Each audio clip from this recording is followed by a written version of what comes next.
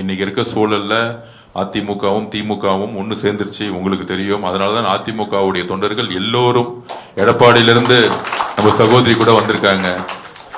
அவங்க எடப்பாடி பொதுச் செயலாளருடைய உறவினருங்கிறாங்க. ஆக்சுவலா அந்த மாதிரி எடப்பாடி தொகுதியிலிருந்தே இன்னைக்கு வரக்கூடிய நிகழ்வுகள் ஏன்னா புரட்சித் தலைவி அம்மா அவர்களுடைய கனவை விட்டுட்டு அதிமுக திமுகவோடு சேர்ந்தவுடைய வெளிப்பாடுதான் ஒட்டுமொத்த நம்ம சொன்ன 90% தொண்டர்கள் தமிழக வெற்றி கழகத்தை நோக்கி வர ஆரம்பிச்சிட்டாங்க.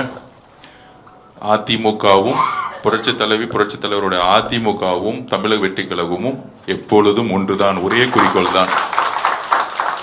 அதனால நாம் இணைந்து வரக்கூடிய பை எலெக்ஷனும் சரி, வரக்கூடிய உள்ளாட்சி தேர்தலும் சரி, உங்களுடைய பணி இணைந்து தமிழகத்துல இதுவரைக்கும் எந்த கட்சியும் 99% ஜெயிச்சதே கிடையாது. அந்த வரலாற்றை உருவாக்குவோம்.